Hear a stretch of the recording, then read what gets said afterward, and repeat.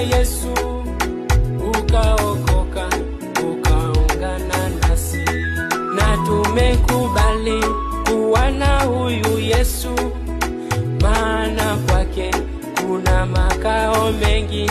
Tena lituahidi kwamba atarejea kutuchukua tukae naye kwake.